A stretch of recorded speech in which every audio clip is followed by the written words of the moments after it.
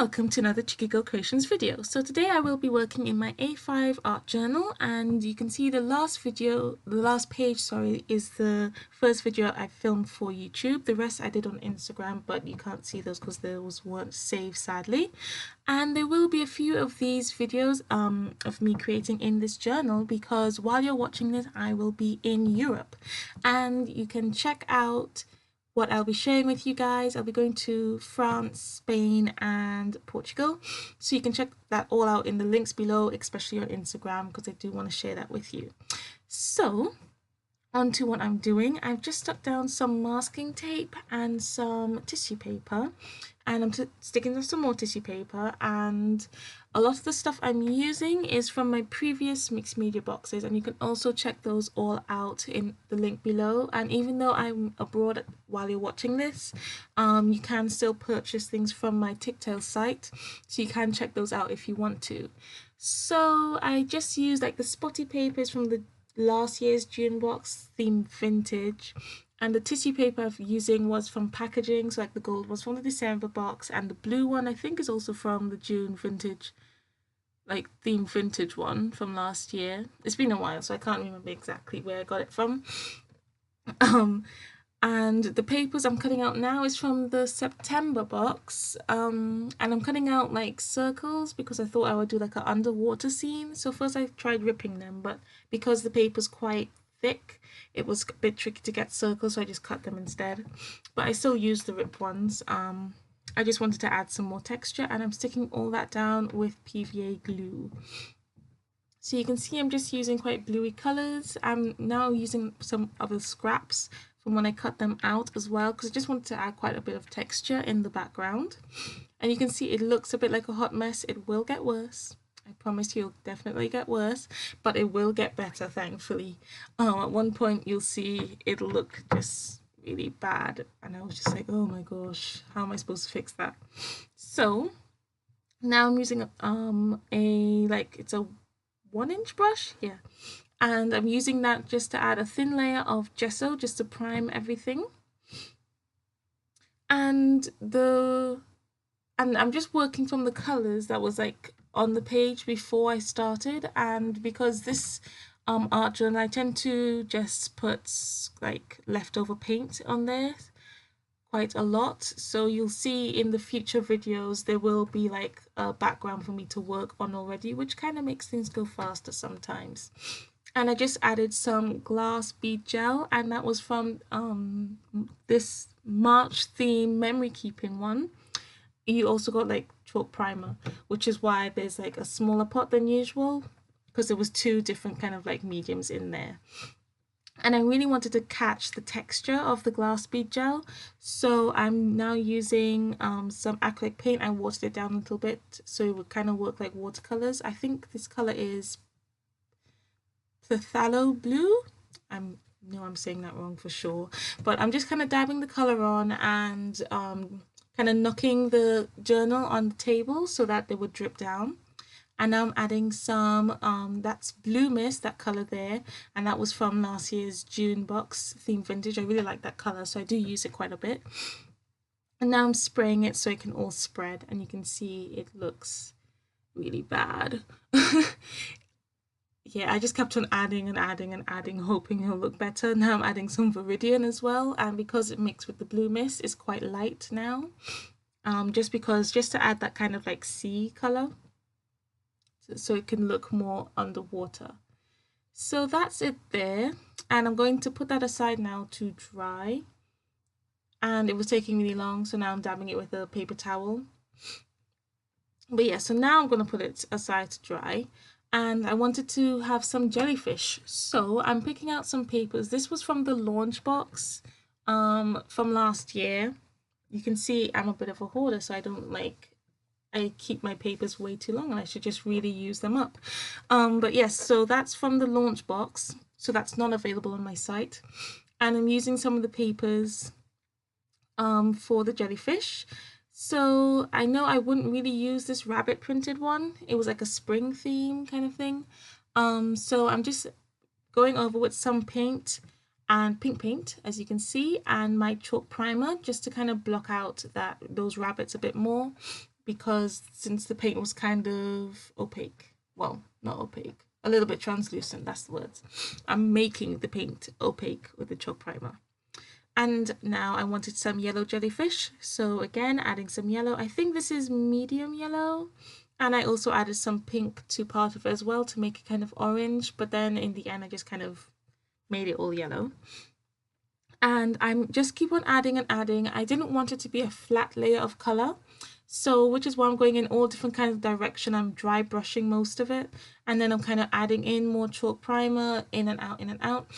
And you can get chalk primer from quite a few different boxes. You can get chalk primer from the December box as well as the March box. Yes, you can get that from there, just in case you were wondering.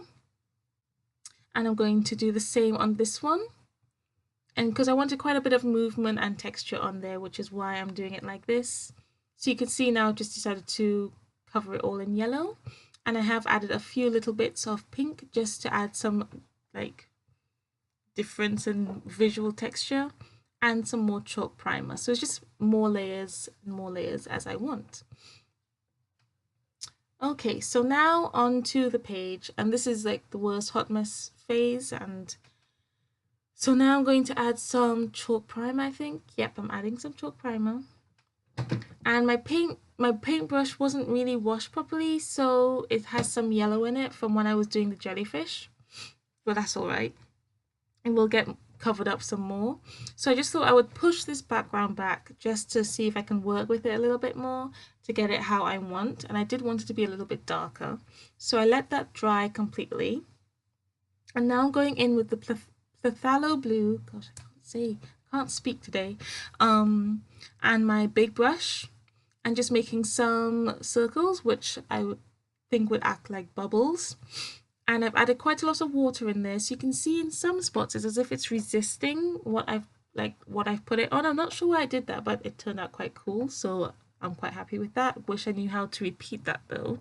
But so yeah, now I'm splashing it on, and I'm not splashing it how I normally would. I'm just kind of like, first I was kind of like flicking the paintbrush, but it was like pointing downwards, which made quite big splash, which was quite interesting.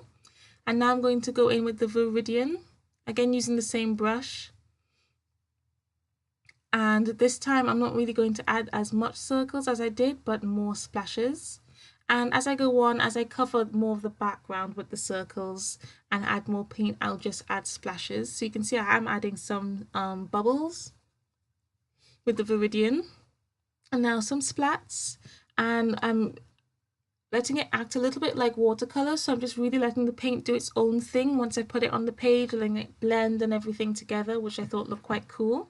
And now I'm using some white, and I'm just splashing the white on. I didn't bother to add any bubbles this time, and you can see that just looks really cool. And so it's like really white in some areas, but then blue or like kind of like greeny colored where it's blending with the paint. And now I'm going to add some silver because it's important to have some kind of shine. And again, I'm splashing that on in different places, and you can see that's just where it's like hitting some of the paint that's already there. It's also making that move. So it's just, I just really like using this technique and just letting the paint do its own thing. So I'll put that aside to dry, and now I'm going to cut out my jellyfish. And there was some washi tape on the back of that paper, so I was just moving that. So the jellyfish, I'm just kind of doing like an umbrella shape, and then I'm going to cut that out, and you'll see I'll keep on, it's really like simple shape I've sketched out, but then I'll just cut out, I'll keep on like adjusting until I like it with the scissors. So in the end, I think I ended up doing, I did a big pink jellyfish, a slightly smaller yellow jellyfish, and then a small pink jellyfish. So you can see on the top it's nice and round, and then I'm doing just a kind of, not a scalloped edge, but a wavy edge, that's the word I'm looking for, at the bottom. But you'll see I keep on adjusting it until I like what I've cut out. So you can see I'm just trying to figure out how I want everything to be laid out, and I'm cutting out another jellyfish. And you can see the paper, the page is still drying. I tend to let a lot more things air dry now, especially it's really hot at the moment in the UK, so I can afford to let things air dry because it dries quite quickly now, which is nice. And you can see how I'm placing it. I want them to look a bit like they're floating because they don't really swim, jellyfish, they just kind of float with tide and the current. So I didn't want it to look too planned out. Right, so now it's time to add some detail. So I'm taking some gold and I'm rubbing it along the edge with my finger, as you can see there. But I wasn't really liking that much. So you can see I do that a little bit, but I thought they needed more as I was doing that. So now I'm starting to rub it off because I made a bit of a mistake on the little one. So I thought, ooh, that looks really nice with it rubbed off. So it looks a little bit more like kind of sketchy and like more a little bit more natural the more you like I was rubbing it onto the jellyfish. So now I'm going to add like some wavy lines going up the jellyfish, like following the shape of it with my paintbrush. So I've kind of watered down the gold a little bit, and I'm just literally going really freehand, just literally trying to keep it in the same kind of direction, a bit like an umbrella as well. That's how I treat jellyfish when I'm making jellyfish. And just really wavy, and I'm letting the lines go over each other, and you can see it looks really cool when it's all shiny there with the light reflecting it. So you can see it's just really free, and I'm not really holding the paintbrush properly. I'm just letting it go nice and loosely onto the jellyfish. And you can see, of course, you can't see as much on the yellow, but when the light hits it, you can see it a little bit. So the page is dry, and you can see how it looks there. Because I've let the paint do its own thing, it has a lot of movement in it, which I love. And you can see it doesn't matter how much of a hot mess things end up in, you can always bring it back. And just remember, if you have gesso or white paint, just cover it with gesso sometimes. That helps as well. So now I'm adding some of the tentacles. No, not tentacles. I can't remember what you call them now. I'm going to have to Google that and put that at the bottom of the video so I can correct myself. But yes, so I'm adding those. These are the stingy parts of the jellyfish. I'm going to call them the stingy parts of the jellyfish with white at first because I did want to add gold, but because of the busy background behind, it needed a background to go on. So I'm adding the white in with my liner brush, and I know I'm obsessing over it a little bit, but I love it. I got it from Hobbycraft. I have 3 different sizes. I'm using just one at the moment, and that creates lovely, beautiful, thin lines, and I can make it thick, I can make it thin. I really like it, especially if I want to do like words and stuff, or add details like eyelashes. They're just perfect. So I'm adding that, and you can see they're facing different ways just so it has a lot of movement on the page and looks like, again, like they're floating through the sea. And I've just added some splashes as well with the leftover paint. So now I'm adding in some gold, and you can see now it stands out a little bit more than it probably would on the busy background. And you can see it's just really loose with the brush. You don't want to be too exact with the brush because it is supposed to be like it's like floating through the sea. So it's just really like just wiggly lines. And really, I'm going quite quickly, and this is sped up, but I do go quite quickly just so I don't get too focused on the detail, if you know what I mean. So everything was looking okay, but it just didn't look finished enough. And because I needed to ground it, and the great way to ground something is to add black or dark color. So I'm going in with my calligraphy pen with some calligraphy ink and adding an outline and some detail. So I'll go over where I went with the gold squiggly lines on the jellyfish with the black ink. And again, I'm being really loose with it, and I thought that looked quite cool. And I'm going to do that on all 3. And you'll see when I put it back on the page, it'll really like stand out and look a lot stronger and just kind of come away from the background, which is really nice. And at one point I did think I was going to do like I've done it once where I did a painting with a sea turtle in it, and I cut out all like the paper and I stuck it on, and then I went over with blue paint, the same blue paint I used for the background for the sea. and I went over the turtle so it looked like it was underwater. And I was thinking I was going to do that for this, but then I actually changed my mind. I quite liked the big contrast in it, and so though it does look like it's in the sea, it doesn't look like it's underwater in a way. But yeah, I thought I would keep it quite strong, unlike the previous painting I did. And now I'm adding some highlights using my Uniball Signo pen, like where maybe the sun might be hitting them through the sea. So I'm just adding it like depending on how like the jellyfish will be facing. And again, very loose, very sketchy lines. I didn't really want it to be perfect, and because the jellyfish was so textured, especially because of that chalk primer, it adds a very textureful layer. It kind of skipped a little bit as I was going along, especially since I wasn't being careful to try to get a really strong line, and I liked how that turned out. So now you can see that stands out, but now not the tentacles,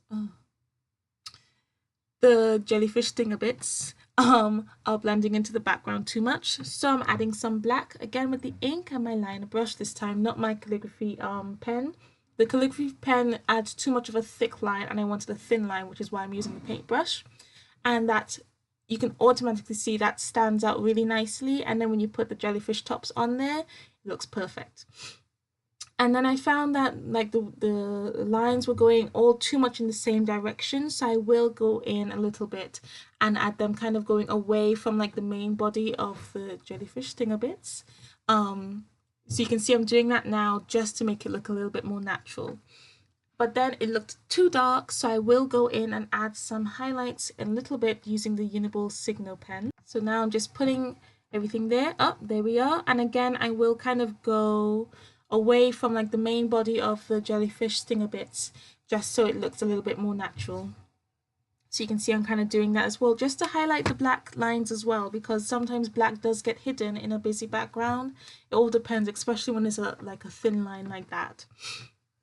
So I'm really loving how it's come out, but the background looks a bit plain now, so I will go in and add some details once I stick down the jellyfish tops, and I'm using some quite strong PVA glues by Dot Crafts. I'm not really sure where I got it from. I think I got that for Christmas or something. And I'm putting on quite a lot there, and that will keep that on very nicely. And you can also use like hot glue or something, but there was no need for that if I had like that, or tacky glue. Tacky glue is perfect. Okay, so now I'm adding some bubbles with my Uniball Signo pen. And that is pretty much it. So if you enjoyed the video, please do give me a thumbs up and subscribe if you haven't already, and click that bell next to the notification to get notifications so whenever I upload a video. And check out my boxes. The September box will be coming soon, and that will launch in August. And there of course are still some previous boxes on my TikTok site. So thanks again for watching. I hope you enjoyed the video, and please join me again for another arty adventure. Bye!